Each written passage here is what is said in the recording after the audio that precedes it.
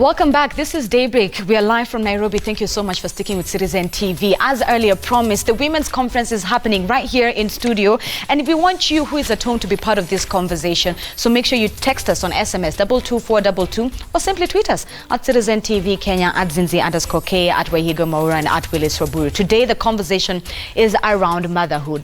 What that looks like in this modern day and age, and the revolving motherhood as well. But before we can even get into that, earlier on I promised you that we'll have a look at page 3 of the Standard newspaper, just to get an idea from the ladies what they think about it.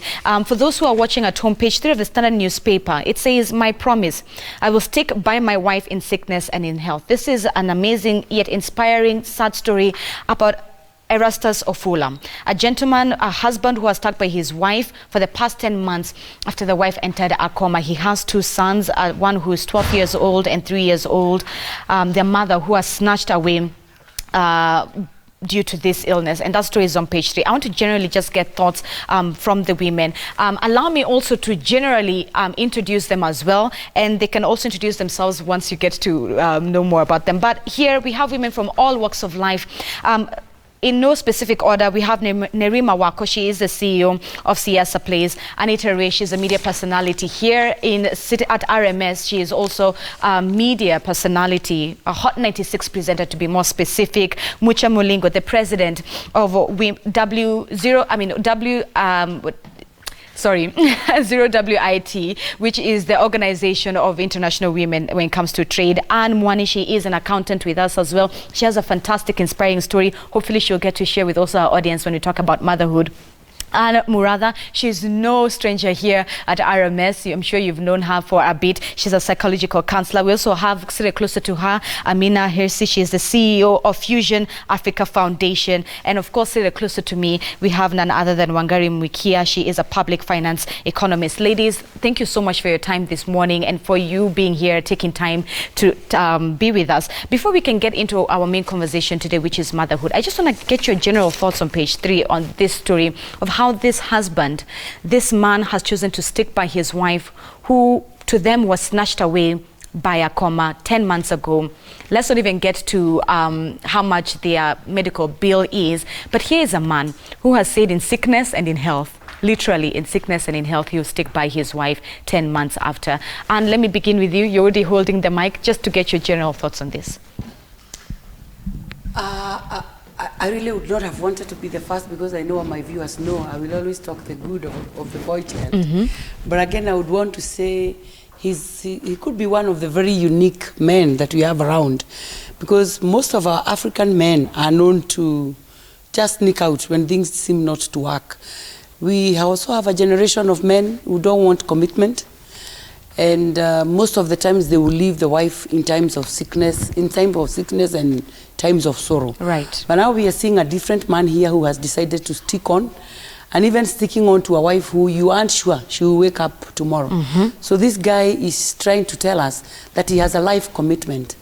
The one thing I would pick from the family is one different thing that our young people are not looking at in these days and age. Because for people to stick like this in this time, it means this man married his friend. If you marry your friend, in times of sorrow, in times of sickness, this friendship is what will keep you going. Right. Unlike these days where most people are getting married to material. I want to get married to you, but I first want to know, uko na gari? Unafanya kazi wapi? How much do you earn? So when all this is gone, then they will have nothing to stick on. So one thing I would say is that the basis of this marriage was love. So it doesn't matter what else happens later, but love will keep them close together. All right, Anita, if you could just get the mic as well. All right, so ladies, generally for this first round, feel free to introduce yourselves as well. Anita, there's something that Anne has also talked about. She's brought up very well. Ironically, the man would have dashed, married a second wife, but here he is and he stands firm. Isn't that not challenging the status quo of what a man would have done in such a scenario? I think we discussed it this week, and we were saying marriage is not a trial and error. It's a long-term commitment. And that's a problem. People get into marriage nowadays to try and see if it's going to work. And you see him, they already have kids. So I'm also looking at a man who's trying to show his kids and teach his boys what it means to be a man. Right. Not run when it hits the fan, And it's very weird, to be honest, at this day and age, to see a man staying and the wife is that sick and also willing to lose his job. It's nothing short of a miracle, to be honest, because our men nowadays, they run even when there's no problem. So already there's a 10-month problem there. She might not even wake up, and he has kids and he's willing to do everything, take care of them, sort them. So at the end of the day, it's quite something. So I think it's an amazing thing for this man. Right. All right. Let me get Mucha's thoughts. Mucha. For me, what strikes me about this is, if this was a woman, it wouldn't be in the paper. Do you know that? If it was a woman standing by her husband who's been in a coma for 10 months, it would not be news. It wouldn't. It wouldn't. And I think that just is a sad state of where we are right now. The fact that it's news because he has stood by his wife. For me personally, he's doing what he committed to do when he said, I do. What does that say about society? That if it was a woman, it wouldn't be on front page news. But if it's a man, oh my goodness, this man is sticking by his wife 10 months into a coma. What does that say about society? I think it's a sad story in the sense that it should be the norm. When you get married, you say, I do, you make a commitment that's meant to be lifelong. We say in sickness, in health, till death do us part. And I think it's sad that, it's not a reality for very many, where when the things get tough, someone exits. Yeah, it's like later for this. Yeah. And I think it's very sad. Okay, for me, that's what really struck me, that if it was a woman, it would not be in the paper. It wouldn't be news. Let me come down to here. Anne, you're already holding the microphone, so you're going to have to be the first one. Please introduce yourself, then just give us your general idea and your thoughts around this story. Okay, my name is Anne Monroy, and I'm an accountant by profession. And I was watching this clip on YouTube some days back, and it got my feelings that about the bill. It's way too huge to spend on someone who you are not sure whether she is waking up tomorrow. Right. You have kids, you don't have a job. And I was thinking, considering the bills and the current situation that now, being a father, you don't have a job, and the kids are there, everything has to run as normal. I think it's a huge, and it's very amusing. Yeah. One would ask, where is the rest of the family? If he has siblings, or even if she, the wife, has siblings, where is the rest of the family? Where is that support system? What does that even say about us even? And African, generally, within the African setting, we take pride in being a very close-knit family, even with extended families. One would ask, where is the rest of the family? Okay, sometimes when you are faced with some difficulties, your very close relatives tend to run away from you, as in they don't come open and help you out. You're just like left alone to lead your problems on your own. Right. So I think that's the case with him, and he's a strong man. I think he's a gentleman for me. Narima, let me get your thoughts on this, because then this also paints a grave image about our health policies in this nation.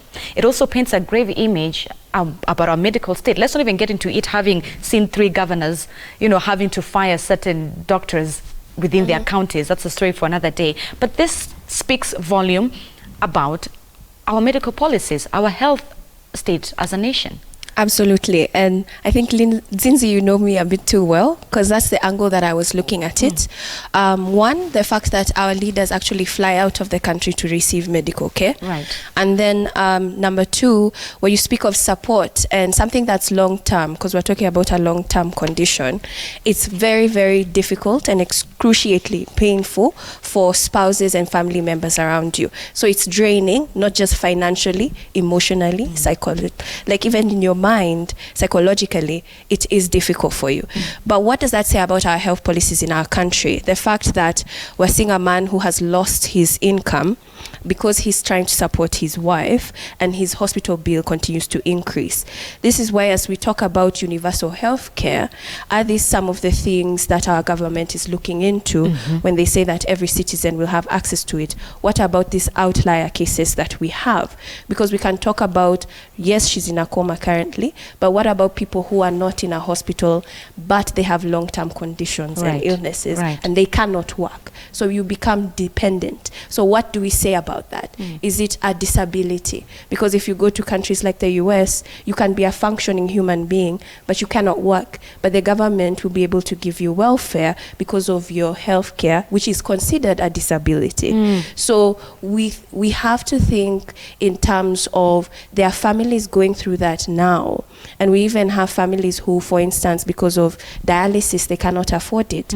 They rather have their family member die from kidney failure because they cannot think of the hospital bills. And even if they have a transplant, they cannot think of immunosuppressants. Right. So there are a lot of gaps in our policies, and I think that this story just highlights one story. I'm afraid that there are several others, and it's unfortunate, and it's painful, and it's sad. And I think that he's a very strong individual to be doing this. We need to support him, but it's more than finance. All right. Amina, let me come to you. Let me go back to the back bench. Please introduce yourself as you also give us your thoughts on this story. What's the first thing that struck you when I was generally reading through it? I'd just like to echo what was said, is that if it was a woman, would it get that much What publicity? Mucha said. I think the conversation should be around healthcare policies or what support that this particular person can get, rather than, wow, look at what this guy has done. And it really says a lot about the state of our society. And, and as women, and as we need to challenge this status quo. And even the fact that we're here sat talking about, wow, this man did this thing for his wife, we're actually perpetuating this this notion that it's only women who are supposed to be the caregivers, and that if a man does it, it's such a big deal. We need to challenge that, and I think it's time that we move on. Let's talk about something else. Right. Yeah. Okay, Wangari, let me come to you, then we can go to our main conversation for the day. Thanks. My name is Wangari Mweke. I'm an economist. So I want to kind of echo the sentiments of everybody, what everybody has said. Actually, when I saw this in the paper, I didn't sit and I wasn't wowed by the story, because as everybody said, it is a man's role to, as he promised to fulfill this obligation to his wife. Right. And in this day and age, it seems like Kenya is a little bit slow. We're trying to catch up with what the rest of the world is doing, because, the roles of motherhood are not restricted to the mother. The roles of fatherhood are not strictly restricted to the father. Not in this day and age. Everybody is doing what the traditional roles of the other were doing. Men are taking care of their wives. Women are more and more in the workplace. And so for me, this was a very surprising story. When it comes to the support system, I can't imagine, and I must confess, I don't know the strict details of the story, but I can't imagine a person with a partner with a long-term condition is just surviving on his own. He must be having some sort of support system, the parents or, the family, because it's a financial constraint, it's a psychological, emotional constraint. You have to have a support system to take you through this hard time. Well, you've touched on the issue, a very important issue, about how this is challenging what parenting looks like. Just because you're a father doesn't mean you need to be strict on how to govern within, that this is how a father should govern and this is the way a mother should govern. Should we not see more of these stories then? Stories that, as Amina has said, should also sort of challenge the status quo of the roles of what a father and a mother is? And we see them. I mean, that's part of the reason we're here today. We are not traditionally, and I emphasize on this word tradition, because right now people are doing things that are fulfilling to them. People are taking up roles and responsibilities that they are, either pushed to do. Personally, they want to take up these roles, or they feel that these are the things that they want to go in the direction of. So right. I think there's this perception of someone has to stick in a certain role because society has put you in that role is starting to break apart. People are starting to go into fields and areas in which traditionally they are not seen to be have taken up before. All right, yeah. And I think that story just ushers us into today's conversation. Amina, since you're also already holding the mic, let me come back to you. Let's begin, perhaps, ladies, by defining what a mother is and what motherhood sort of looks like. So, Amina, to you, who is a mother? To me, a mother is a superhuman. A mother is a caregiver. A mother is someone who's nurtures, her children. Someone who bears children and nurtures them, and not necessarily even bears. You can adopt. Just a caregiver to children, and also I think motherhood for me is just one. Before I was a mother, I mean, for me, it really filled this void that was left. You know, everything was going well, travel the world, career and what have you, but there was still that thing. There's a void in me. And for me, what motherhood did, it just it completed me. So as you said again, the role of a mother has changed over the years. You know, the mother would just traditionally have been the person who takes care of the children at home and stays at home. And also it just meant that you can only be a mother. But for me, you can be a mother, you can be a teacher, you can be, and they say a mother is everything. A mother is the nurse, is the teacher, is the driver, is the caregiver, fair? is everything. We say that, but is that fair? I think it is. It is. It's not a case of being fair. It's a case of, can you do it all? Can we have it all?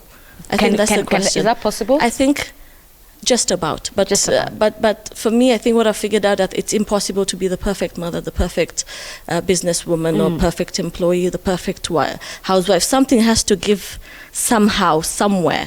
But it can be done. Right. Yeah. And do you think it's possible? The fact that just because you're a woman, or by your physical attributes that you're a woman, that you're then ideally can be a mother. Can every woman be a mother? Truth be said, when we are Africans, we come from a culture.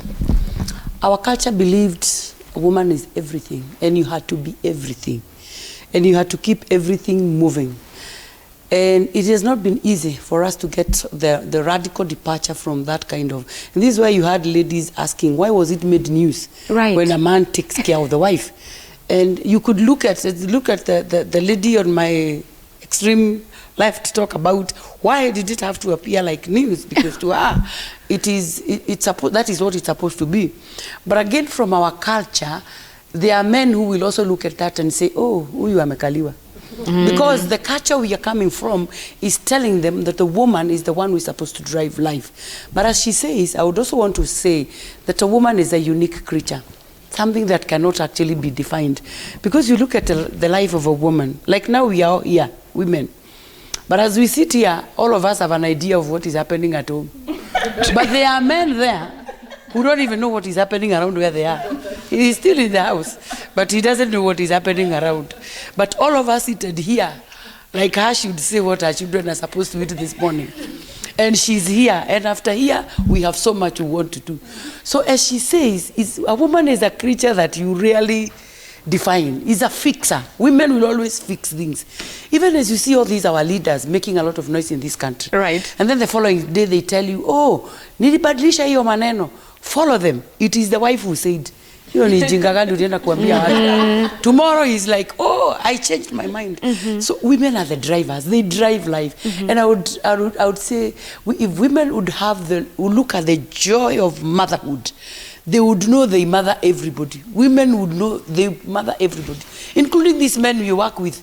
Even you as a girl, they still expect you to keep mothering them. And the only thing that gives women joy is the happiness of that motherhood that is indefinable. Right. It's something you cannot define. And all of you are super women in your own ways, but I want to hear from Mucha, because even Mucha, your comment has sort of sparked the debate right here already when you said that this shouldn't also be news in the first place. This is the story. And here you are. You're the president of the Organization of Women Trade. It's a big role. So is it fair? You know, we keep praising that aspect that women are super women, that you can do it all. You can have the career, you can be married, and have time for yourself. Is it fair?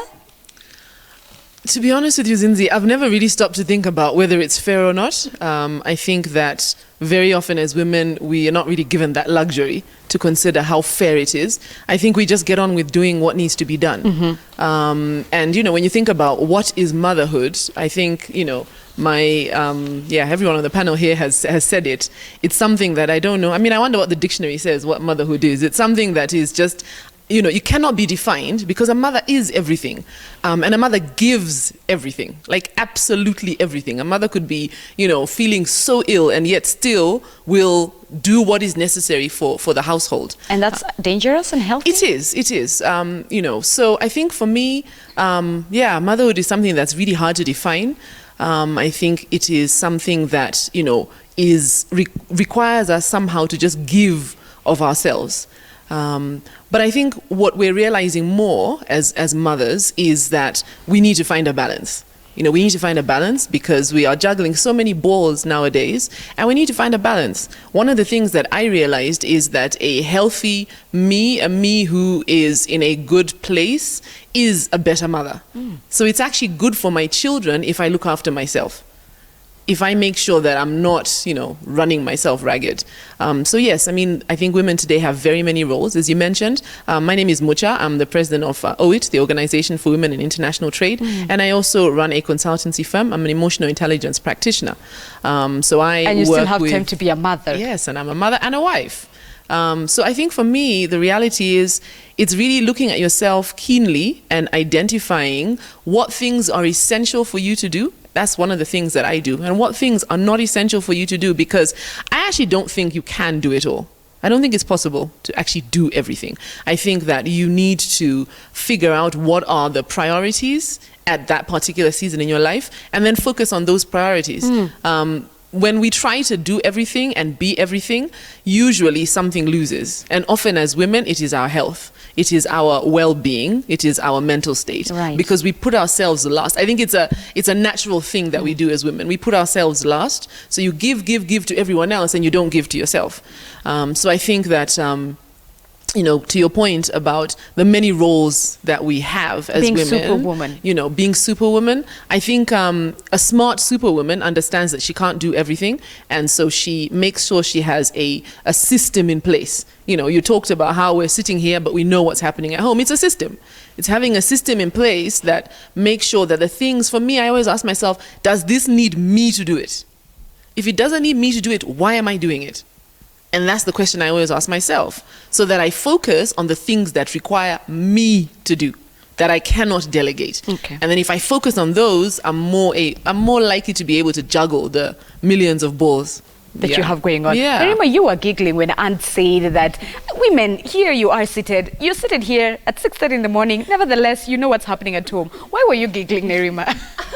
No, because I relate. I'm married as well. And it was in the office where there was an article we were sharing. It's called the mental load, what women have. And it's basically like you're in the house and maybe there's something on the table and you ask your husband, can you please take that to the kitchen? And he will. He will take it to the kitchen, put it in the sink. For you, if it were you to do that role, you would pick up what's on the table. You'll probably see something on the floor. You'll pick it up as well.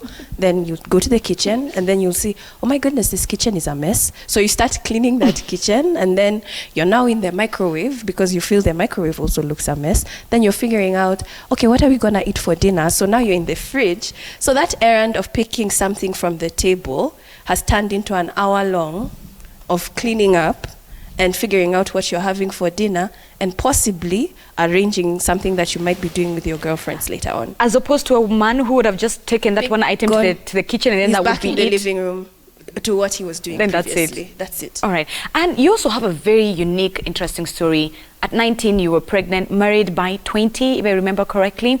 Was motherhood different for you since, I mean, you were 19 at that time? Okay. Do you believe if you got the child later on in your life, you'd have mothered differently? Okay, it wasn't easy for me. I was married at 19, got my firstborn at 20, and he's still the one I have right now. He's 4 years and almost a half. And it wasn't easy. As she has said, first you have to know who you are. If you don't know who you are, then you'll not be able to bring up the child as it is. You understand? So I had to revisit myself. I had to go back to where I came from. As in, I want to know who I am, that I can give this child what he needs. Sometimes he's all over the house. And when he walks out of the gate alone, he finds a car parked outside the plot house. And then he's like, Mom, is that your car? Is that our car? And I will say, wow, what is he thinking about me?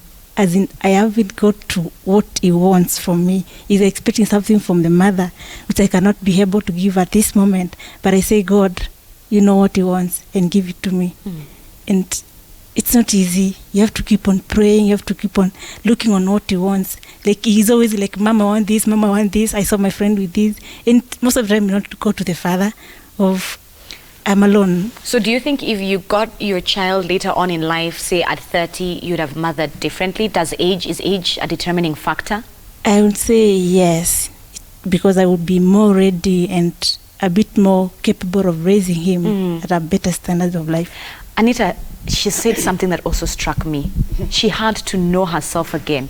She had to look at herself again so she can be able to know what it is that she has so she can give to her child.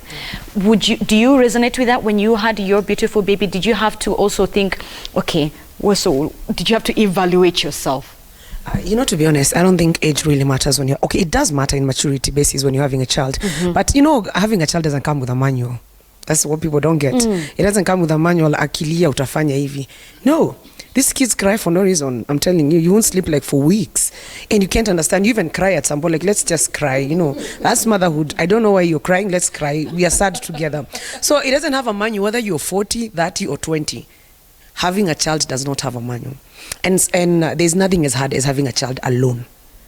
Because you see, if you have a man, whether he's gonna just know when the child is crying, he's there. And you feel like you have that backup. Somehow the emotional backup is there mentally, It's even if he's there physically, most men won't be there physically, he's there mentally and emotionally. And it's draining having a child because one, you're confused. There's a lot of fear. What if I fail? What if I'm not a good mother? As she said, there is no perfect mother. The mistakes you make with your child is how you learn. It's how our mothers walituambia tuvae sweta juu naumwa na tumbo. But they learned. Give us sweater wachukumwa na tumbo, so they have to find another remedy. You learn. The mistakes you make with your kids. Maybe you shout. As a parent, you beat your kid, then apologize at the same exact time.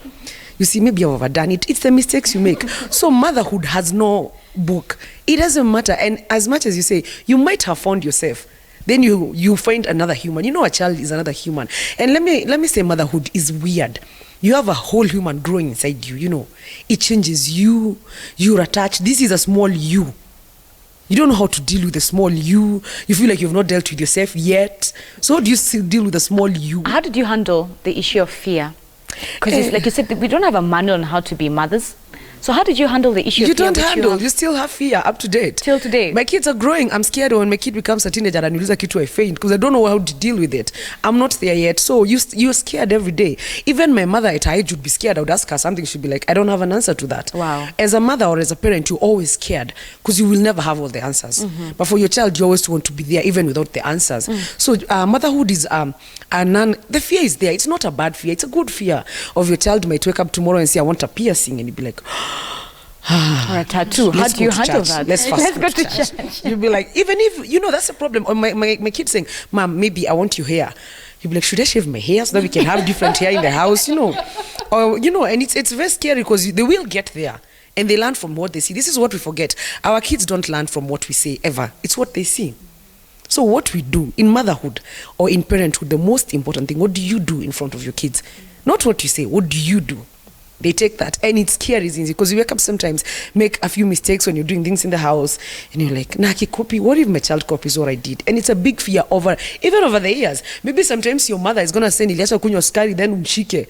She'll be like, "Usikunywa sukari." That's your mother, because they don't want you to do what they're doing. It's parenthood, constant fear, and reminding yourself you're good enough. Okay. Yes. We need to take a commercial break so we can come back and hear from the other women. We also want to touch on the issue: can men play both roles? Can men play both roles? And of course, as well as how motherhood has changed in this modern day and age, and the issue of balance that has also come into the conversation. We'd love to hear from you. 22422 is our SMS line at Citizen TV Kenya. That's our official Twitter handle. Text us and tweet us. We'll be right back.